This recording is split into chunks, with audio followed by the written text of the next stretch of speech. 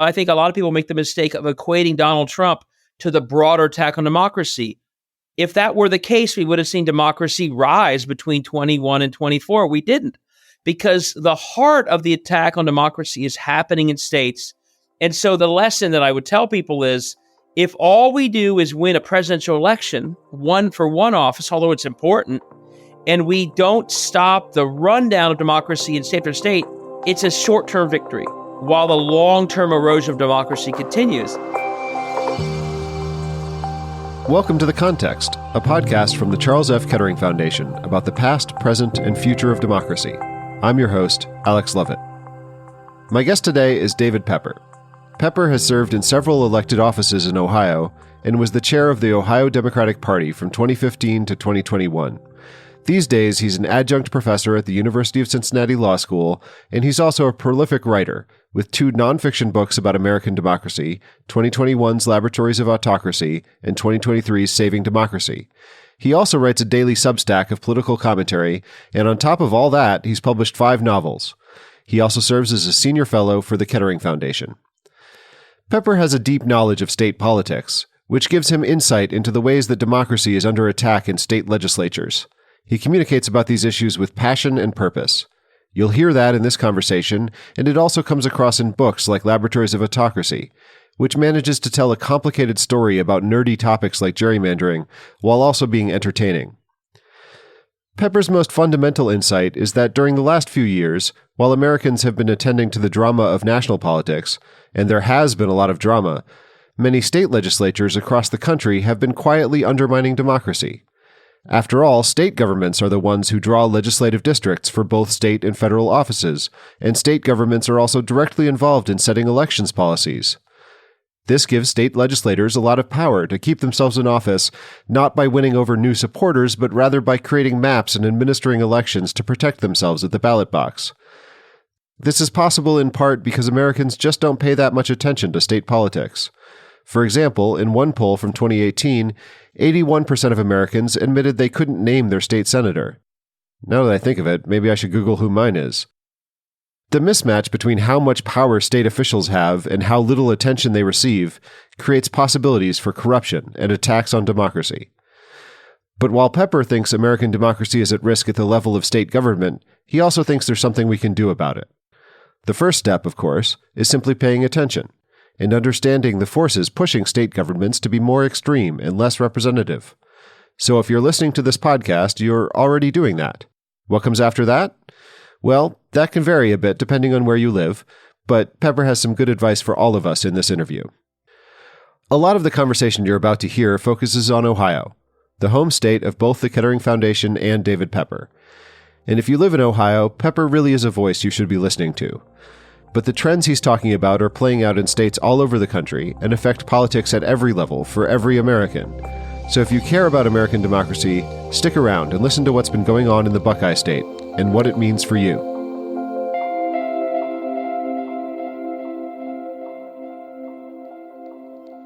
David Pepper, welcome to The Context. Thank you. Great to be with you today. So I'd like to start off by asking you how to undermine democracy. Let's say I'm running a major political party in a state, which is a job you've had, actually.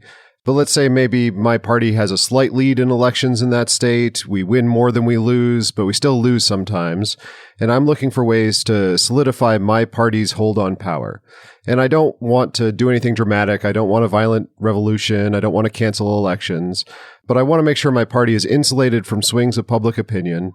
And I want to do it without too many people noticing. What tools do I have at my disposal? What policies can I change that I can slant future elections in my party's favor? Well, sadly, we have a lot of precedent of doing exactly what we just described, and especially since you framed it around the state, as I try and write about and talk about, it turns out the single best place to do this from is the state house of your state. And this is what's happening. Most people don't know about it, and that's one of the reasons why a state house is so perfect. It's under the radar, but state houses basically are the keys to the democracy of that state.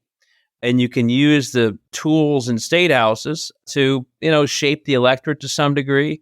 In the right hands, that can be a very good thing. It can be used to allow sort of the most participation possible by the electorate. In the wrong hands, it can be used to keep certain people from voting, which if you're trying to keep power is frankly a tool that you could take advantage of for bad reasons. At the same time, we all know this, in most states, the state house continues to control the districting process, which is the districts of the very people we're talking about. In the right hands, that can be used to have sort of a fully participatory democracy with accountability. And in the wrong hands, it can be used to frankly rig the whole thing so that very few incumbents ever worry about getting knocked out of office. And where a slight majority across the state can be sort of manipulated by gerrymandering into being a decisive majority so that it's really impregnable to the voters. And so to your question, no, I wish it weren't happening, but the truth is what you just asked about has been happening for some time. The state house turns out to be the best place that once you get hold of that, there are many, many tools, again, voter rules, gerrymandering, and others that can be used to accomplish what you're talking about. Well, let's bracket gerrymandering for a minute because I do want to dive deep into that. But outside of gerrymandering and redistricting, what other policies are being used to undermine democracy at the state level? The state houses really are the ones that set the rules about, how you vote, when you vote, how you register, how you're purged. So that's a tool that very directly can impact democracy and whether or not, you have a fully participatory experience so that the overall election reflects the voters. But by making things difficult for certain voters, you've shaved their block enough down that they're no longer as representative. And then that has happened. I mean, you see certain blocks in Ohio where their numbers just aren't what they were. Now, maybe some sort of took themselves out of democracy. They're no longer engaged. But in other cases, because they're moving enough, so they're purged from the rolls, or they don't have the new voter ID and they're not going to get their driver's license updated in time. So that's one. I mean, that's the most direct one. That's obviously gets some attention. But then I'd say there are a lot of other levers over democracy in America and in states. And they are used in different ways. I mean, we see that around power shifts in certain agencies. A big front line in the battle for democracy right now is schools. What's taught in schools? What is an ideology brought by those in charge of schools? Well, we're seeing, those types of things impacted by people in office at the state house. Who runs the school system in Ohio, for example. You also can, believe it or not, and this gets very lost, what's a really important component of a sort of a rule of law-based democracy? Independent courts. Courts that will step up and strike down efforts to do things that violate the rule of law in that state. Well, what can the state house do? They can change the way courts are elected or selected to make it so it's less likely that court is independent. So there's a very direct stuff around voting, but there's also all these other parts of government that in theory are supposed to be independent or independent checks, but a state house can play a very direct role in eroding the independence of those agencies in a way that also, I think, undermines democracy itself. And that is happening in many, many states.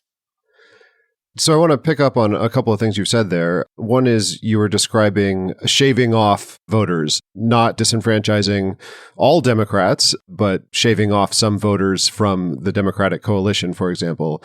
And I think one reason there isn't more public outrage about these kinds of policies is because the numbers do seem kind of small. So, for example, Ohio just passed the strictest voter ID law in the country, and there's various estimates of what percentage of voters are disenfranchised by that kind of law or lack the qualifying ID, but it's maybe around 5 or 10%. And similarly, if you look at how many voters have been purged, over the last few years cumulatively in Ohio, it's about 5 or 10% of registered voters. Can you explain why we should be concerned if 90 to 95% of voters are still able to vote no problem? Why is it a problem? Yeah, I mean, one is a lot of races are very close, and they're close in Ohio. Tim Ryan lost to J.D. Vance by 6% in a bad year for Democrats. Local races could come down to a few votes, state house, school board, Congress, and up. And so one is races are close. And, when you start talking about even single-digit percentages, you're talking about a lot of people. But then the second one is there's a disproportionality in who's impacted. So across a whole state, it may be, 5, 6, 7%, which again is a big number. But if, the lion's share of those impacted by a new voter ID, which, as you said, we now have the strictest in America, is young people who don't have driver's licenses nearly as much, or seniors, 80 and 90-year-olds who haven't driven in decades, have no reason to have a license. when you start seeing, not just 5 or 6%, but a massive disproportionate impact on certain types of voters, that's when you really start to see an impact on outcomes themselves. Or let's say the process of getting them adds a cost that is borne far more by people of lower incomes. That's also a problem. So it is somewhat hidden. And one of the things that's happened in the last 20, 30 years is, as you said, there is sort of a very effective strand about voter fraud and all these fraudulent elections. So this stuff does sort of feel like common sense to people who in their lives getting an ID isn't hard because they drive all the time and they have a license. It turns out there's no fraud almost whatsoever of any appreciable size. And what a lot of these folks don't understand is maybe in their life, it's not hard to have a driver's license because they're getting one anyway. But for a young person who's going to college here, grew up in Pennsylvania, they're not going to get an Ohio driver's license, or that 90-year-old woman who's always voted isn't going to. So it's a massive difficulty in their life, even if the average person doesn't feel the difficulty in theirs. That stuff really adds up in a relatively close state. And when you see that there's no fraud to back this stuff up, they can't even point to it in court cases. The Republican officials brag about how fraud-free Ohio is. It's pretty clear that the intention here is these sets of voters that are disproportionately impacted. In between things like purging of voters and others, there are certain communities where you can see enormous differences in who's showing to vote as a result of year after year of these types of efforts to make voting more difficult, or some very, very difficult. Let's talk gerrymandering. Can you explain how gerrymandering works? If I'm trying to draw district lines to help my party win elections, how do I do it? Sure. So it's interesting, and this is sort of the professor me from my law school class. What's interesting is 80 years ago, you didn't have gerrymandering because you had districts of drastically different sizes. And that was the way that the old sort of white rural interest stayed in power. Is the people of Chicago, you'd have 800,000 packed into a district. And in a small part of Illinois, you had 20,000. So the 20,000 that had many, many more districts, and that led to a real overweighting of those interests versus urban interests. Well, once that was struck down by the Supreme Court, you had a couple decades where you had things even out, but then people figured out, well, if you draw districts creatively enough, they may have to be the same size, but you can carve them in certain ways and overpack districts with 70 or 80% of the other side's party, so that you then have, 55-45 or 60-40 in a bunch of your districts. You might have just taken a 50-50 population and through creative map drawing and other things, created a majority of districts, even when we don't have a majority of the people, or it's 50-50 and you have 60-40. And the problem is, and I write about this in detail in the book, I think people have got a lot more partisan about the mindset that this is okay, in a way that 20 or 30 years ago, there might have been a different sense of how far you should take it. And number two, the data and the technology that can be used to fine-tune this gerrymandering has gotten so sophisticated that you can have situations, Wisconsin is probably the most gerrymandered state in the last 15 years. Wisconsin has had elections where by almost double digits, the voters of Wisconsin chose a Democrat for their state house, yet that would translate into a 2-to-1 supermajority in that state house for Republicans. So that wouldn't have happened a couple decades ago. It would have happened in the days of the districts of different sizes. But in the last couple decades, the fine-tuning of the data work, the aggressiveness of it, has led to situations where the minority party has a supermajority. And until courts come along and stop it, the potential of how warped it can make a representation is enormous because of especially that sophisticated data work that they're now able to do. Well, I'm happy you brought up the Supreme Court cases that established what I think of as a basic principle of democracy, that every legislator would represent the same number of people, which didn't happen until the 1960s, sort of shockingly late. Right. But so now we've talked about how to gerrymander, which is you try to pack your opponents into one district, and then you can crack the remainder across multiple districts. Correct. So that they waste a lot of votes winning the districts they win, and they don't have enough votes left over to win the remaining districts. What's the impact of gerrymandering? How does it affect how politicians think and behave, and how does it affect how voters think and behave? One of the interesting things about writing books is you really force you to think about things in a way that you haven't before. And so My answer to this question is different than 5 years ago because I really sort of forced myself to think through it. So we have two things happening, gerrymandering and then the additional problem of uncontested districts that are resulting from gerrymandering. I believe the incentive systems that come out of gerrymandering basically turn every incentive that we think democracy leads to in terms of the accountability of democracy, in theory, creates an incentive for good public service, for delivering good public goods back to the people who then get to choose whether or not to reelect you. Accountability in democracy leads to a set of incentives that leads to good public outcomes. And more, say, or moderate incentives to work together. Because you're in a swing district, you need to appeal to people of a lot of different mindsets. A gerrymandered system where essentially the election of most members in that system is guaranteed in the general election. The incentives go upside down. They become warped.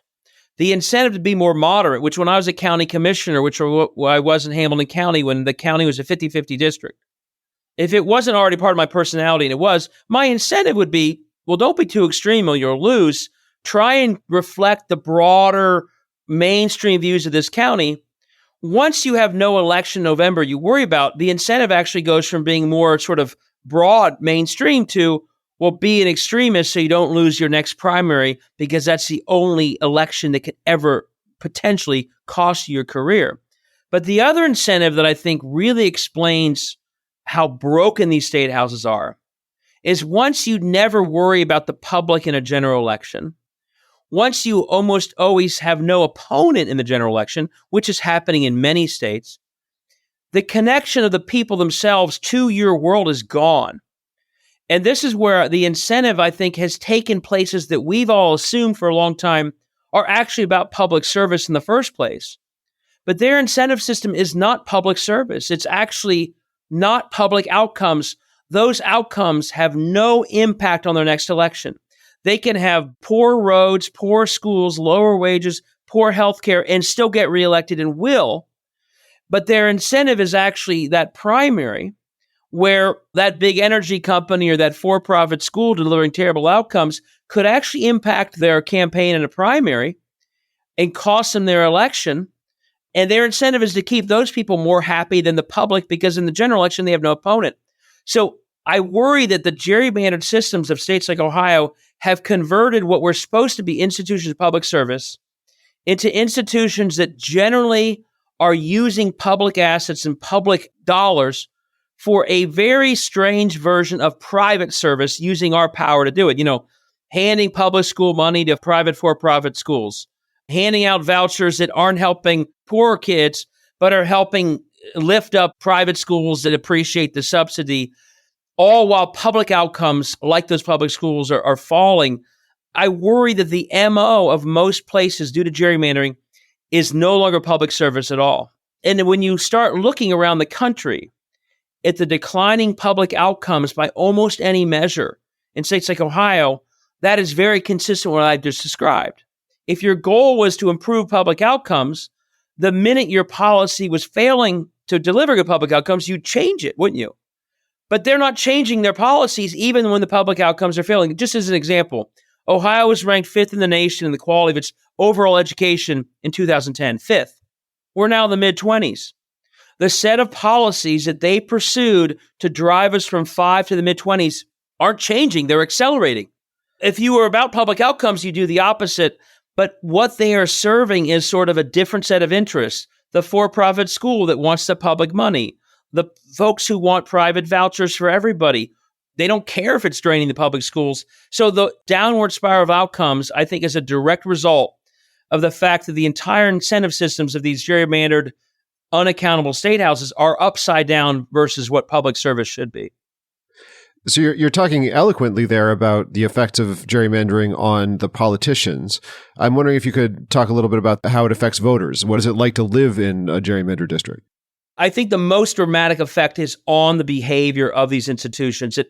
And we have an entire generation of officials in the State House in Columbus and all over the country who have literally, personally, never really been part of a democratic system. I mean, Mike Johnson, the current Speaker of the House of this country, His first state house election, uncontested. His second, uncontested.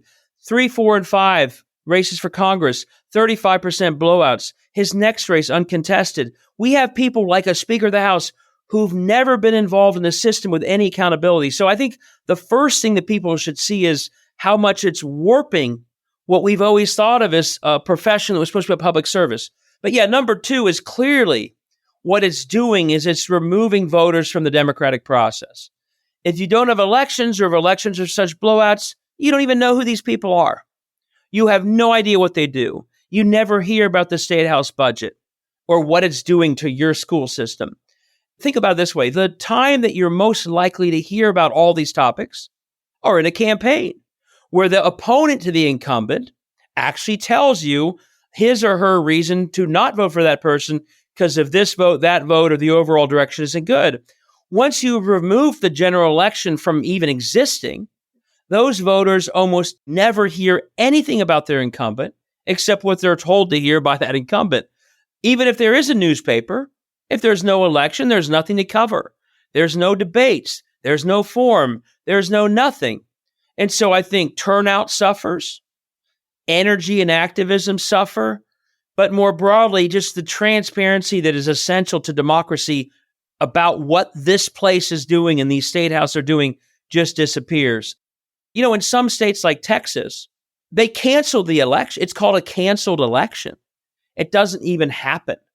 And that's the state of play, not just in, a few districts in Texas, but a significant double-digit percentage all over the country are not only gerrymandered, but no election whatsoever. And that really, and if these were places where nothing happened, it would be problematic in theory. But when these are the very institutions that are doing the most damage to democracy, advancing an agenda that is far removed from what the most people of these states want done, the fact that those are the places where there's no really democratic process left is especially damaging. So that's a powerful argument against gerrymandering. What do we do about it? You mentioned earlier federal legislation that would have imposed a federal mandate redistricting on all states, and that was blocked by a filibuster in the Senate. I think you're supporting the constitutional amendment being proposed by citizens, not politicians, this year in Ohio. What can we do about gerrymandering, and how do we solve it? If there is an opportunity, and I hope it's bipartisan, by the way, to end gerrymandering after the next election through federal law, it should be the first thing they do. And my hope is it's beyond one party. I doubt it will be. But the best solution is a federal, one-size-fits-all set of rules so that neither Democrats in Maryland or Republicans in North Carolina, Ohio can gerrymander. And once each side realizes the other can't gerrymander, I think the incentive to go downhill disappears. So the federal solution is the best. I wish we had a Supreme Court that, frankly, would impose it directly. They haven't. I don't think they will unless there's a dramatic change. So that's first. But I think anyone listening to this, let's say you're in a blue state and you're just thinking, well, there's nothing to be done. I would say make sure that your representative commits that the first thing they will do if they manage to win in 24 is to do this at the federal level. Don't wait a year. Don't put it on the back burner. Number 2, any state, we've learned pretty clearly in Ohio that when voters, as they have recently, figure out just how broken and how dishonest gerrymandering is, electing majorities by gerrymander is not honest democracy. It's a rigged system. And we've seen the voters, every time they've had a chance since 2014 or so to weigh in, they've said, we don't like gerrymandering. Every poll shows us that that's true right now. And we have in Ohio an effort building to try and change the law in November so the politicians can't draw their own districts. If you're in one of the states, and it's about 19 states, luckily for them, that can do direct democracy constitutional amendments to end gerrymandering, figure out how to do it. That's what we're doing in Ohio. That's what Michigan did. Other states have done it. And the best system is the system like Michigan's, where you basically fire the politicians for being involved in any way, and you have an independent commission do it, because I guarantee you whoever's on the commission will be better than a bunch of politicians who clearly have a ridiculous bias in not drawing against themselves. Number 3, I would say, even if you don't have an independent commission, we saw this play out in Wisconsin, state Supreme Courts can play a huge role in ending gerrymandering.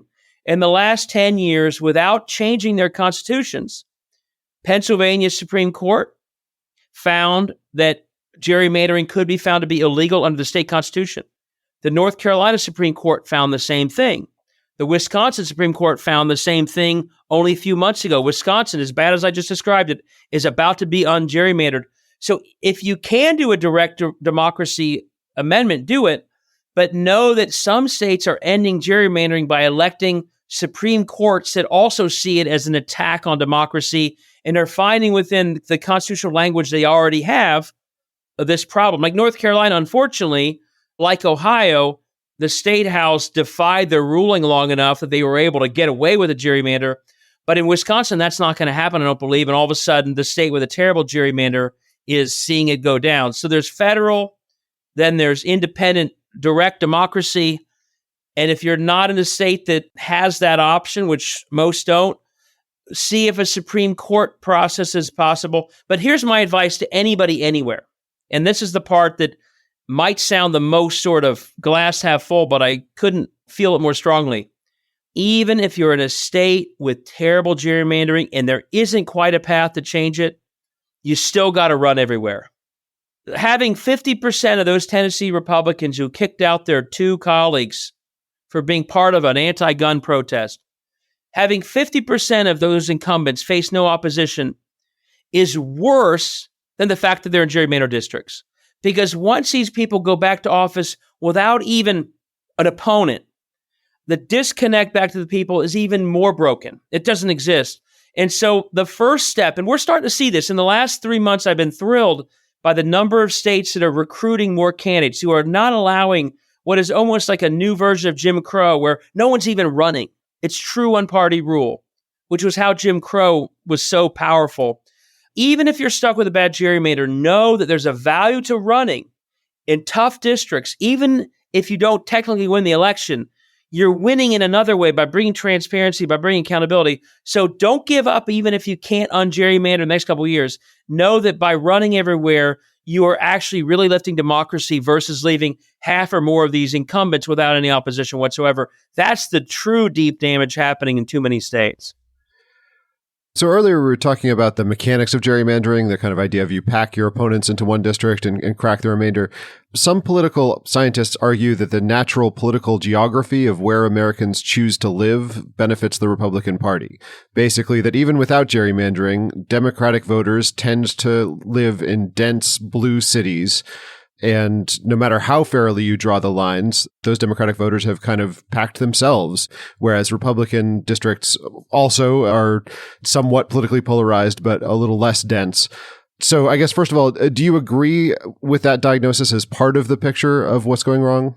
Yeah, I mean, it's clearly there's some truth to that, but there's a big difference between the natural self-delegation of voters and choosing where to live versus, and you can see it through the shapes of the districts, the intense gerrymandering that's intentionally dividing far more than how people themselves have chosen to live. And so I'd say it several ways. One is that this was brought up a lot during the Ohio gerrymander. You know, I watched, the John Husteds and Frank LaRose of the world sit up in their meetings and act like that was the reason. And the expert map drawer said, no, that you don't have a 63-36 or whatever map they came up with because of that. You probably would be in the mid-50s versus the mid-40s. Yes, that does lead to some skew, but it's not the intensity of an intentional gerrymander. So that becomes a real sort of red herring excuse for what is much more intentional, cynical gerrymandering. But sure, I mean, and this is a point I made the other day actually with Kettering on a panel that Maureen O'Connor and I were at.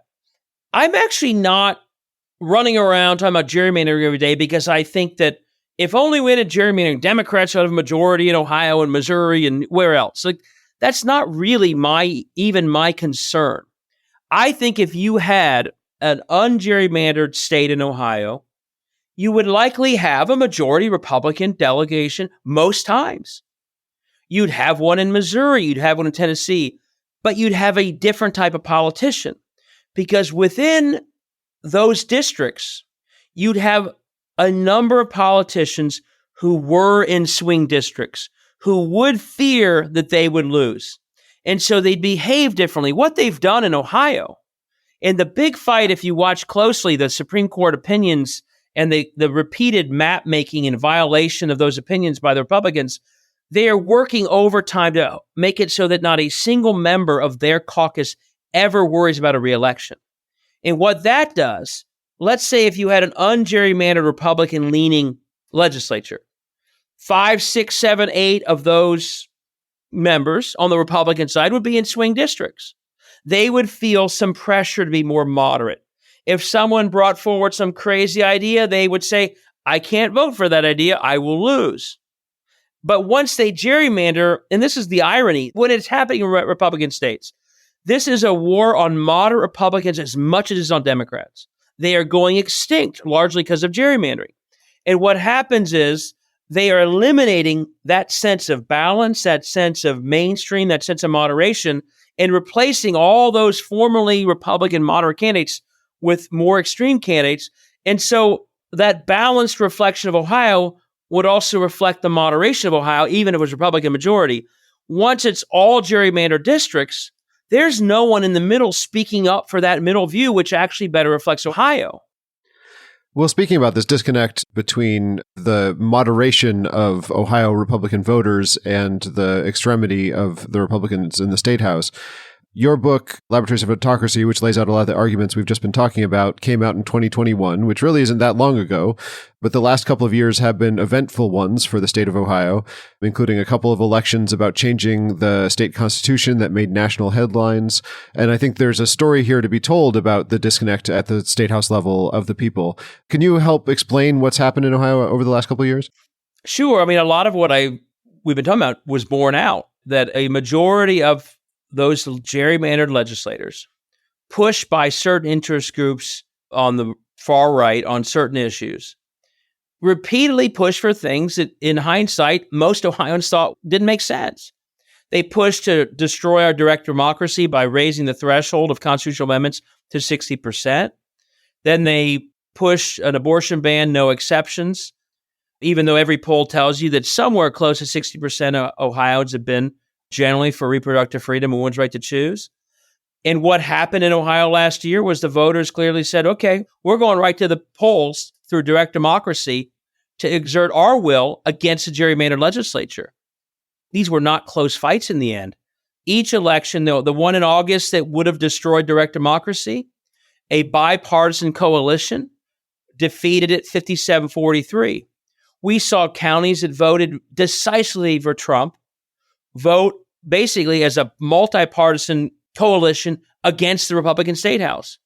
Geauga County, Greene County, where the governor's from, a number of others that are very clearly places that voted for Trump, voted for democracy decisively. Then in November, same thing for reproductive freedom, getting rid of that ban.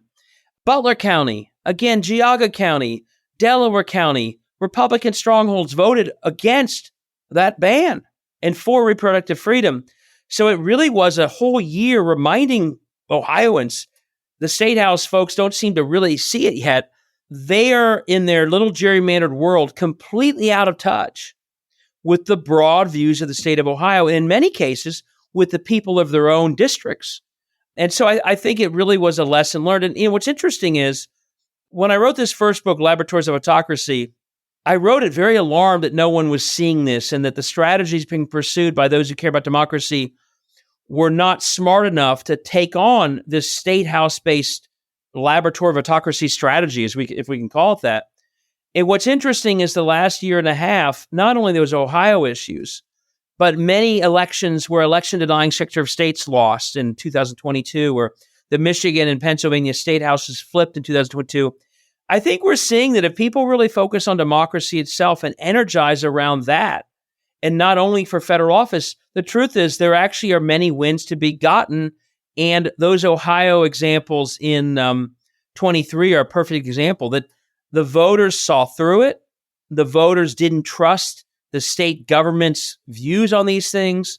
The voters showed up in August when no one thought they would, and again in November, and actually won. And it wasn't just Democrats. It was libertarians, a whole lot of Republicans, a whole lot of Democrats, saying to a bunch of folks in gerrymandered districts, sorry, you're out of touch with us. So I think it was a hopeful sign that these things can happen when everything comes together in the right way. We're talking a lot about Ohio here, which is where you and I both have the good fortune to live. And Ohio is a red state, so we're talking about a Republican gerrymander and Republican efforts to disenfranchise potential Democratic voters. There are blue states that have Democratic-leaning gerrymanders. Do you think that these policies are used disproportionately by the two parties? Gerrymandering's been around for centuries. Democrats have done it, Republicans have done it. In the famous case a couple years ago where the Supreme Court decided not to disallow partisan gerrymandering, both North Carolina Republican state and Maryland Democratic state came up as clearly the evidence was they gerrymandered. So on one side, it's clear that both sides do it. I would argue, even though I was a former Democratic chair, it's bad when anyone does it. And this is one of the theories of my books, is once you have a gerrymandered system with no accountability, governance and representation simply get worse, whether it's Democrats or Republicans doing it. At the same time, I don't think this is a both sides situation. There are efforts to end gerrymandering taking place in Washington. There was a vote, a year ago on that. Every Democrat voted for it. Every Republican voted against it. This is a law that would basically eliminate gerrymandering in all 50 states, or at least really curb it. And Democrats supported it. A couple of them wouldn't overcome a filibuster on it.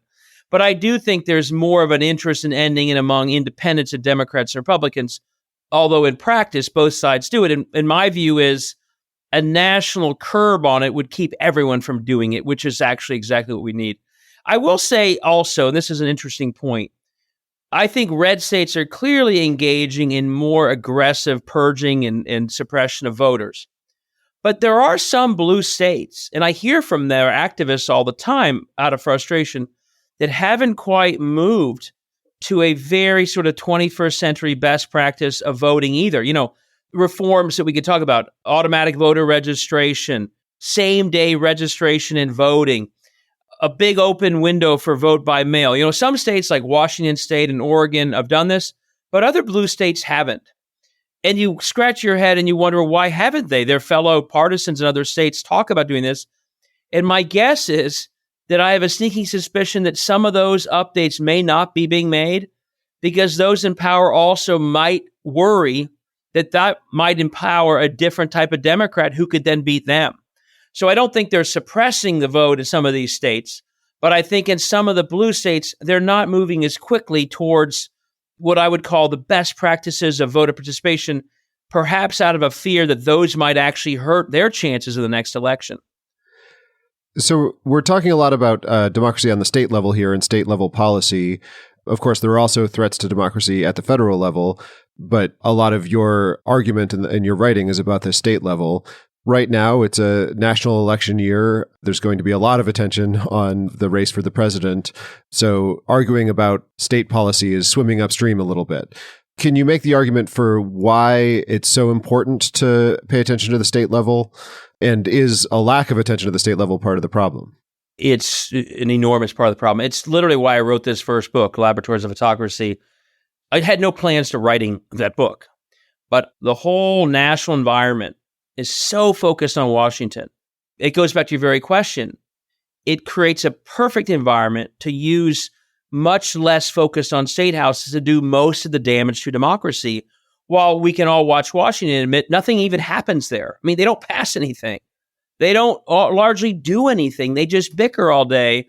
And that's frustrating if you're watching as a citizen. But what you really should see is, while they do nothing, back in most of these gerrymandered red state houses, it's a full-on assault on democracy in the ways we've talked about. And it only took a few months after Joe Biden beat Trump and after Democrats won the Congress, celebrating as if they had won the battle for democracy overall, to realize that, oh my gosh, democracy is still being subverted in state after state. Winning only the federal offices is clearly not enough. Defeating Donald Trump, I think a lot of people make the mistake of equating Donald Trump to the broader attack on democracy. If that were the case, we would have seen democracy rise between 21 and 24. We didn't, because the heart of the attack on democracy is happening in states. And so the lesson that I would tell people is, If all we do is win a presidential election, one for one office, although it's important, and we don't stop the rundown of democracy in state after state, it's a short-term victory while the long-term erosion of democracy continues. So this dynamic you're talking about, a lot of attention on a few swing states, on major federal elections, and lack of attention on the local and state level. How do you see changes in the media being a part of that? I think the decline, and I say this having been a college journalist, which I know the professional journalists won't think that amounts to much, but it gave me sort of a journalistic perspective. And so much of that local journalism that I was doing, that we all grew up seeing, is in a dramatic decline. And again, going back to your very first question, if you want to do something that's attacking democracy that no one pays attention to, that no one sees, go to the place where there's no journalists. Go to the place where there's no coverage. By the way, in Ohio, we're better off than a lot of states.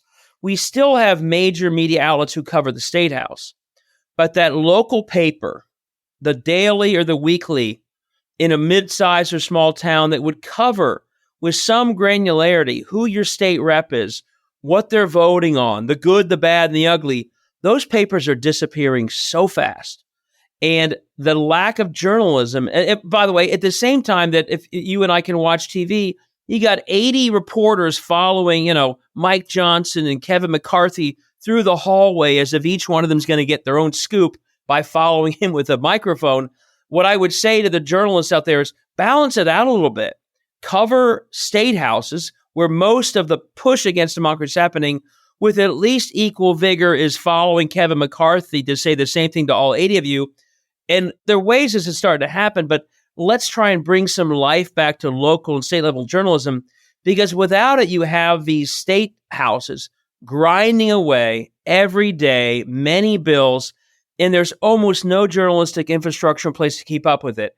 That's another real danger to democracy. And what is that being replaced by? That local reporter-based journalism? By insane cable television, national. It's half opinion, if not more opinion than fact. A story will get on there and bounce around the world before anyone can figure out if it's even true or false. We had a perfect example of this. You remember that story a year ago of the 10-year-old rape victim in Columbus who was forced to go to Indiana for abortion care that she couldn't get here. Within a day or two of that coming out, you literally had Fox News interviewing Ohio officials saying that story was false. And that bounced all over the country as a false story, that it couldn't have happened. It didn't happen. Well, a Columbus Dispatch reporter a few days later showed up in a courtroom in Franklin County and looked right at the defendant who did the rape. And it turned out that it was absolutely the case. And because that journalist in the local level did her job and found the story, the national people kind of had to stop saying it was made up. But in the future, as you see more and more of the local journalists fall away, the story in the future may be only the Fox News story that something wasn't true and no local journalists to do the actual work of figuring out that it is true. That story, was a great example of how important local journalism is, and a great reporter who found the story, but also a real warning bell ringing that the more local journalism disappears, the more you'll get these hyper-politicized stories at the national level with no bearing actually in terms of the facts on the ground, and no connection back to that because local journalists aren't around enough to even dig up those facts in the first place. So it's a real contributing factor to the problem. Well, let's talk a little bit about your advice for citizens who want to be a part of saving democracy. And you write a lot of that advice in your 2023 book, Saving Democracy, a user's manual for every American. Can you give us a taste of that book? Tell us a couple of things that every American can do. So, I actually wrote the book because anyone who read Laboratories of Autocracy, I think you'll know from reading it, is concerned, to say the least. And I put a bunch of tips in there about once you realize that the battle for democracy is as we've described it, the liberating part of that observation is there's actually a lot more you can do than sitting around and hoping that we win a few Senate races far away from here in some swing district, which is kind of the only thing that the traditional narrative leaves you to think is a way out. well, if only we win the Pennsylvania Senate race, everything is solved. No, actually, once you realize that the front line of democracy is at the state level, that means it's where you are, or the school board level, or that court race we talked about. It means that everyone in America is actually sitting on the front line in the battle in a way they never realized. Once you realize that this is not just a partisan battle of R versus D, it often is equated to that, but it's not. It's a larger battle for democracy itself. Once those two things become clear, there's so much more we all could be doing to lift democracy than we've ever thought. I'll do it in two ways. One, I don't care if you're in Oklahoma or New York State or California or Ohio. Once you've read my books, I hope you see there's work to be done where you are for democracy. In New York, remember I talked about these blue states that aren't really updating their voting laws? Well, let's get to work on that in New York or Massachusetts, where they could be best in class but aren't. So there's activism to be done there. It could be that Democrats are telling other Democrats do better. Or in Oklahoma, they're left to think they are not at all relevant to the battle for democracy. When I was in Oklahoma, what I tell them, well, your first step in your battle for democracy is to make sure that next time around, 60% of the Oklahoma incumbents in the state house are not uncontested. If you get to 40% or 30%, you're making progress. Let's keep going. Or that in 23, it's every school board race in the country. That's a frontline democracy battle. On the flip side, the other thing I'd say is once you see the battle for democracy is not only about R versus D, and you see that what we talked about at the very beginning of the conversation, a lot of the attack on democracy is by attacking certain voters. My hope is you realize that whatever you do in life, there are networks that you are part of that could actually lift the very voters that have been removed from democracy. And this is where I go through an analogy I put in my book, and I have diagrams. What's your footprint? What do you do beyond your political activity? Are you part of do you volunteer at the food bank? Do you give money to the homeless shelter? Do you know the mayor of a city? Is that homeless shelter registering voters, that registering the people they serve when they come to the homeless shelter? Or is the food bank, or is the health clinic, or is the rec center? My guess is they're probably not in many places. These are the very voters being removed from democracy in the ways we talked about. And the people who are for democracy too rarely take the time to figure out that in a nonpartisan way, they could be lifting those voters back into democracy. You know, are you part of an apartment building complex? Could you take ownership to make sure that people in that complex are registered to vote? Who's doing it? Usually nobody. Once you realize that there's a lot of nonpartisan activity that can be used to lift democracy, and that many times the best ambassador to the voters being removed from democracy isn't a party at all. It is the food bank. It is the health clinic. Use those networks to actually go to bat for these people. The reason I think this is so important, and this is sort of the glass half empty, half full, the scale of the attack on democracy, when you take a step back, is actually quite large. It's billions of dollars. It's networks like a thing called ALEC, the American Legislative Exchange Council. It's full-time government work in some states being used to subvert democracy. The side that cares for democracy is too often viewing this as sort of a volunteer activity. We have the numbers on our side. Most Americans still want a good, healthy, rule of law-based democracy. But if all we do is fight for it, a couple months late in the year, a couple hours in that week, part-time, split the pot, while the other side is enormous, the scale is not going to win.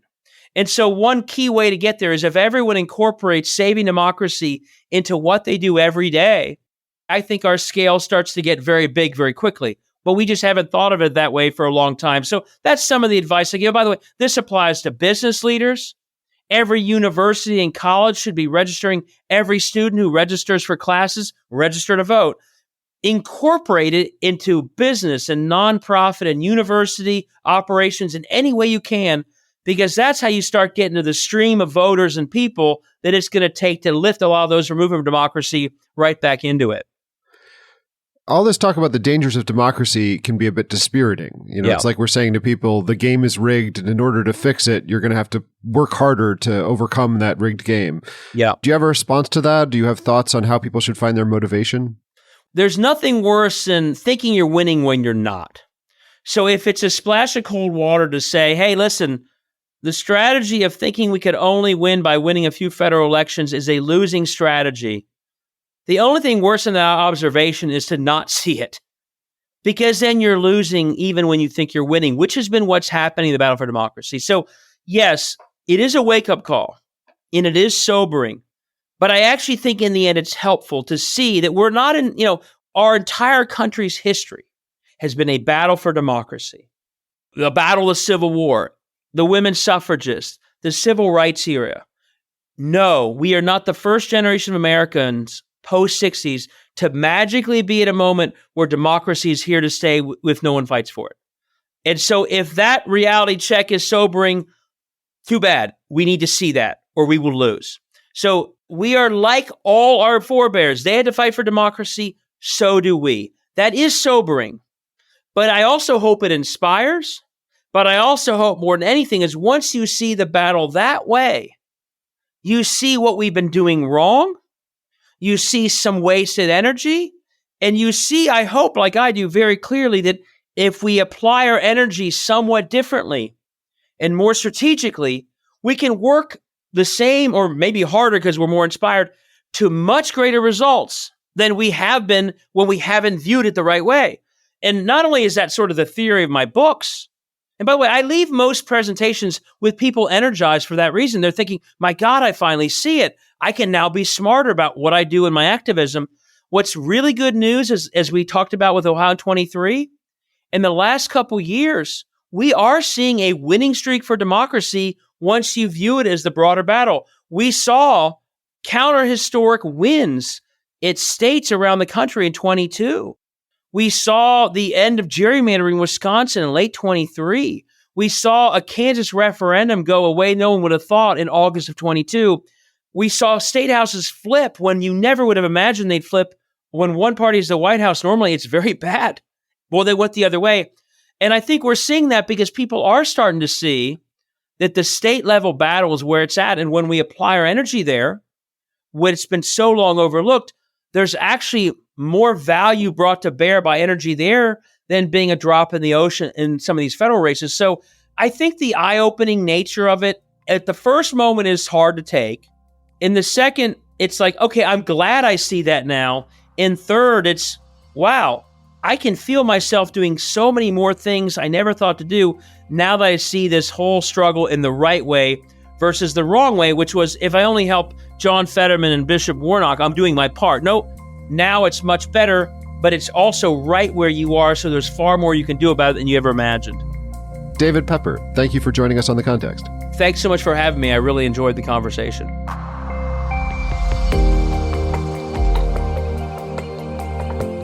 The Context is a production of the Charles F. Kettering Foundation. The opinions expressed on this program do not necessarily reflect the views of the Kettering Foundation, its directors, or its officers. I'm Alex Levitt, a senior program officer and historian with the Foundation. A bunch of other people also helped to make this show possible, including Isabel Pergandy as research assistant, George Drake Jr. as episode producer, and Melinda Gilmore as director of communications. You can find more information about Kettering and subscribe to our newsletter at kettering.org.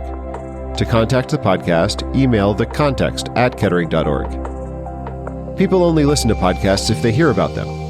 So if you like the show, please rate or review us, or tell a friend who you think might be interested. We'll be back in this feed in 2 weeks with another conversation about democracy.